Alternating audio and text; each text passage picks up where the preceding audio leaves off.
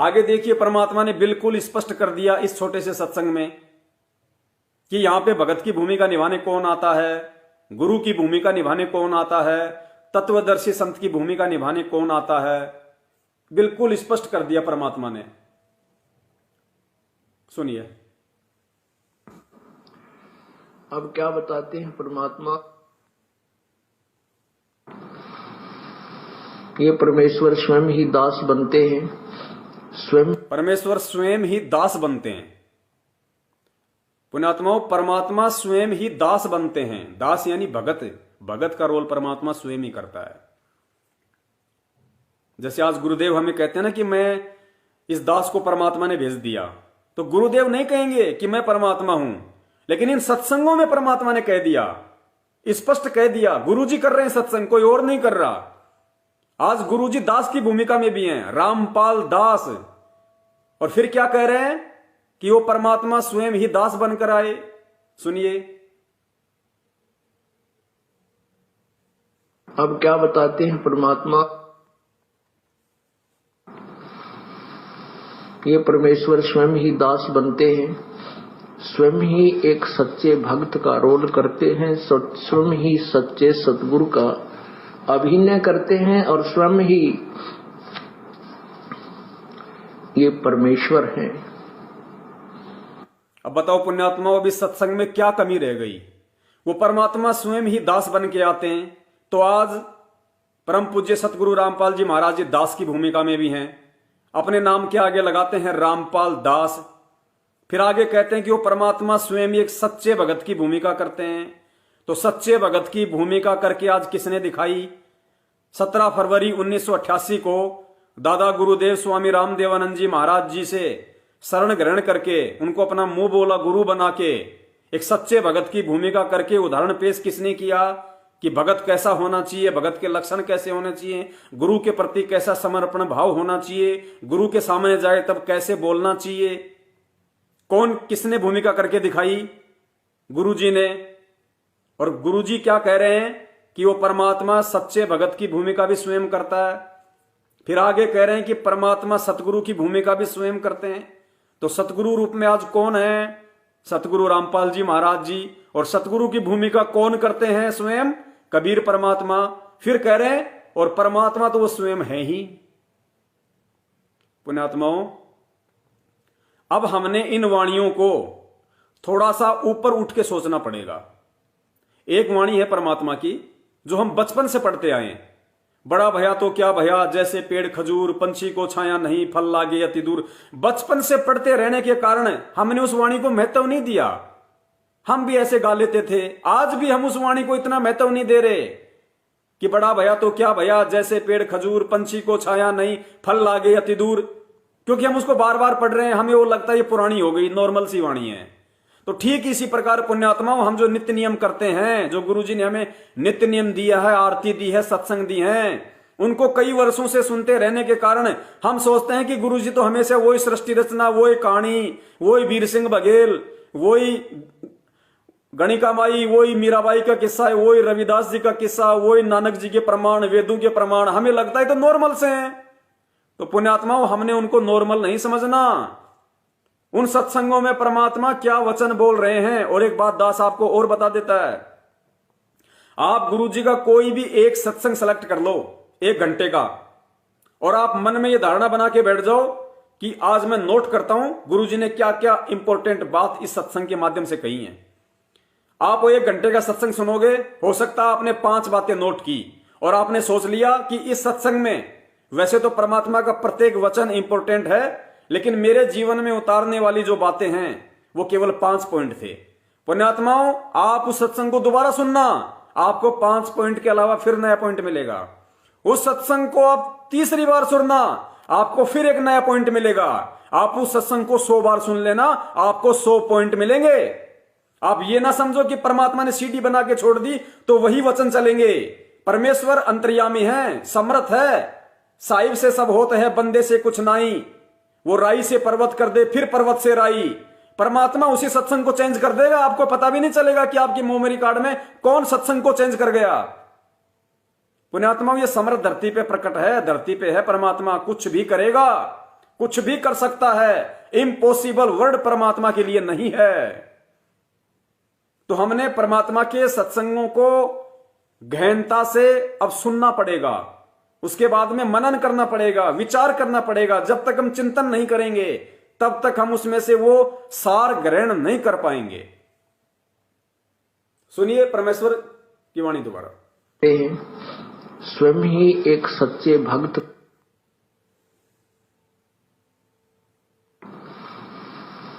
ये परमेश्वर स्वयं ही दास बनते हैं, स्वयं ही एक सच्चे भक्त का रोल करते हैं, स्वयं ही सच्चे सतगुरु का अभिनय करते हैं और स्वयं ही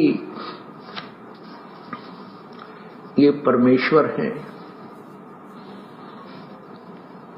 और स्वयं ही एक तत्वदर्शी संत की भूमिका करने ये स्वयं ही एक तत्वदर्शी संत की भूमिका करने ये आते हैं।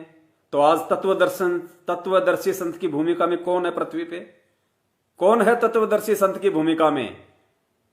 और फिर कह रहे हैं कि स्वयं कौन? परमात्मा स्वयं ही तत्वदर्शी संत की भूमिका करने आते हैं। तो आज तत्वदर्शी संत की भूमिका में हमारे समक्ष कौन है? स्वयं कबीर परमेश्वर।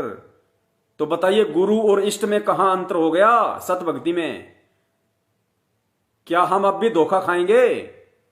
गुरु को अलग मान के, इष्ट को अलग मान के और आगे सुनते जाना, सारे मन की भ्रमणाएं दूर हो जाएंगी। और मैं निवेदन करता हूं अपने सत्सेवक भाई बहनों से, किसी के कमेंट्स पे ध्यान मत दो।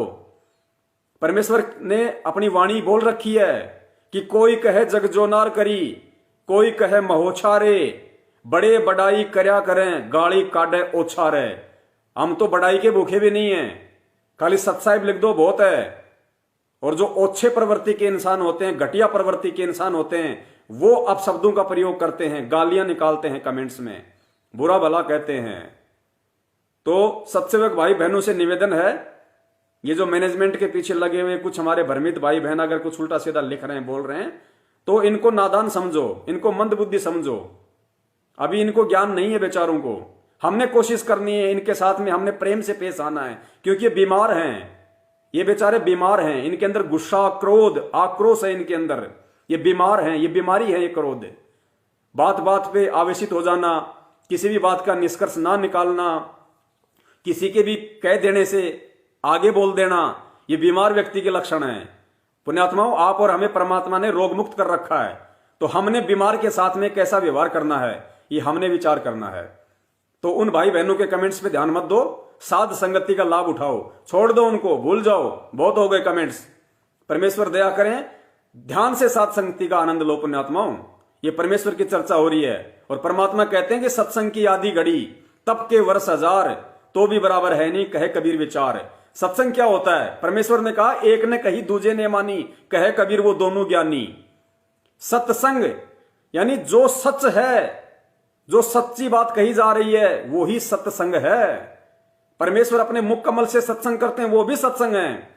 परमेश्वर के बच्चे उन सुने हुए सत्संगों को आधार बना के हरि चर्चा करते हैं, साध संगति करते हैं, वो भी सत्संग है। तो अपने को सत्संग का आनंद लेना है, साध संगति का आनंद लेना है। छोड़ दो इनको कमेंट्स को, ये कमेंट से नहीं समझेंगे। परमेश्वर दो तरीके से इस मार्ग पे अपने बच्चों को समझाएंगे। जिनके अच्छे शुभ संस्कार हैं वो ज्ञान से समझेंगे, और जो ज्ञान से नहीं समझेंगे फिर वो ठोकर खा के समझेंगे। तो इन्होंने ठोकर खाने की सोच ली है, इनको ठोकर खाने दो। और ये पशु की आदत होती है, पशु जब तक एक दो ठोकर नहीं खा लेता है तब तक वो सीधे रास्ते नहीं चलता। और परमात्मा ने समझदारी इंसान के विषय में बताया कि समझदार इंसान वो नहीं है जो ठोकर खा के समझे, समझदार व्यक्ति वो नहीं जो ठोकर खा के समझे। अरे समझदार तो वो है जो दूसरों की ठोकर से समझ जाए कि अगर ये काम मैं करूंगा तो मेरा भी अंगूठा फूटेगा, वो समझदार होता है। तो इनको अपनी राह पे चलने दो। हमें परमात्मा ने जो सेवा दी है हम उस हिसाब से अपनी सेवा करें और शेयर करते रहें। बीच बीच में वीडियो को शेयर करते रहें और ध्यानपूर्वक, परमात्मा दया करें, एंड तक वीडियो को देखिए। ये फाइनल वीडियो है एक तरीके से। इस वीडियो को भी अगर किसी ने नहीं समझा और इस वीडियो को समझ के अगर अपने गुरु को नहीं समझा, पुण्यात्मा, वो व्यक्ति फिर भक्ति करने के लायक नहीं है हमारी दृष्टि में। परमेश्वर की अपनी मौज, वो तो दयालु है। सुनिए, ये परमेश्वर हैं और स्वयं ही एक तत्वदर्शी संत की भूमिका करने ये इस काल के लोक में आते हैं। अब क्या बताते हैं इस आत्मा को कि होले सुहागन सुरता त्यार। सुनना परमात्मा इस वाणी को, ये दूसरा पॉइंट है इसी सत्संग का। होले सुहागन सुरता त्यार मालिक घर जाना है, इस वाणी को ध्यान रखना। बताते हैं इस आत्मा को कि होले सुहागन सुरता त्यार, तुझे मालिक घर जाना है। जब तक हम पुण्यात्माओं, होले सुहागन सुरता त्यार मालिक घर जाना है, ये छोटी सी वाणी है एक लाइन की, नीचे वाली लाइन भी यूज नहीं करी, केवल ऊपर ऊपर की लाइन है। होले सुहागन सुरता त्यार, यानी गुरुदेव कह रहे हैं कि यहां पे आत्मा को कह रहा है परमात्मा कि होले सुहागन सुरता, सुरता यानी आत्मा, और सुहागन यानी जो गुरु से नाम ले लेती है। होले सुहागन सुरता त्यार मालिक घर जाना है। अब इसमें रहस्य क्या है वो हमने समझना है। ये वाणी परमात्मा कबीर साहिब जी की है। होले सुहागन सुरता त्यार मालिक घर जाना है, ये कबीर परमात्मा की वाणी है। जब वो 650 साल पहले आए थे तब उन्होंने ये वाणी लिखी थी। ये वाणी उन्होंने धर्मदास जी के माध्यम से लिखवाई थी। अपनी वाणी को उन्होंने अपने मुख कमल से बोला था। होले सुहागन सुरता त्यार मालिक घर जाना है। अब यहां पे समझने वाली बात यह है कि जिस प्रकार आज हम गुरु को परमात्मा ना मान के धोखा खा रहे हैं, ठीक इसी प्रकार 650 साल पहले यदि हम मानते हैं कि स्वयं कबीर परमात्मा आए थे, तो पुण्यात्माओं उस समय यह वाणी उसी कबीर परमात्मा ने बोली थी जिनको आप असली भगवान मानते हो, कबीर जी मानते हो। तो खुद वो भगवान नीचे आके क्या बोल रहा है, क्या समझा रहा था उस समय कि होले सुहागन सुरता त्यार। आप और हमें परमात्मा क्या समझा रहे थे उस समय? होले सुहागन सुरता त्यार मालिक घर जाना है। अरे मालिक तो खुद नीचे आया हुआ था, फिर वो खुद मालिक कौन से मालिक के घर जाने की बात कर रहा है? क्या सतलोक में कोई और भी कबीर जी बैठे थे? होले सुहागन सुरता त्यार मालिक घर जाना है।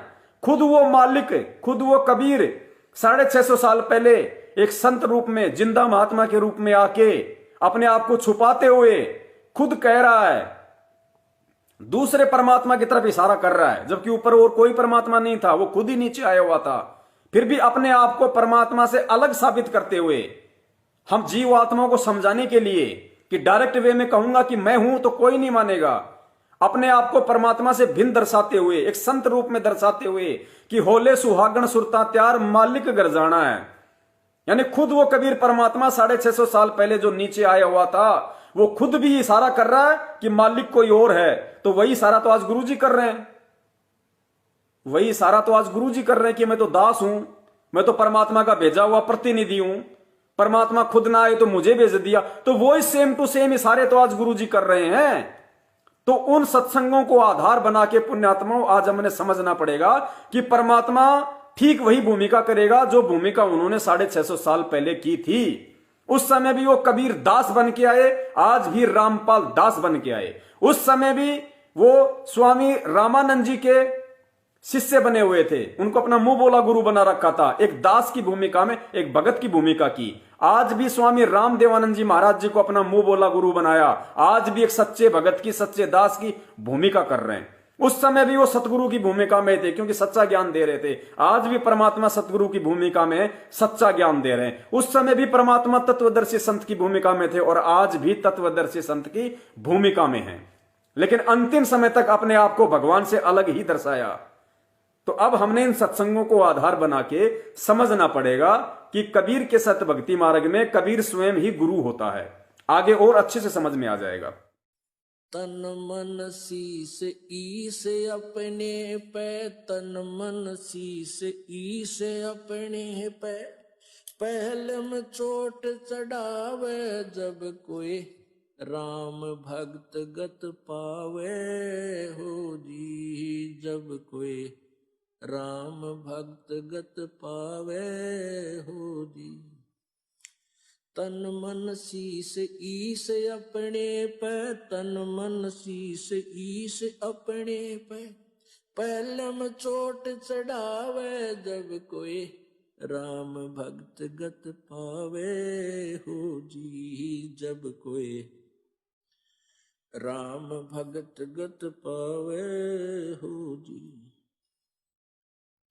भाई सतगुरु तिलक अजप्पा माला युक्त जटा रखवावे। सतगुरु तिलक अजप्पा माला युक्त जटा रखवावे। जत को पीन सत का चोला भीतर बेख बनावे। जब कोई राम भगत गत पावे हो जी। जब कोई राम भगत गत पावे हो जी। भाई लोक लाज मर्याद जगत की तरण ज्यों तोड़े बगावे। लोक लाज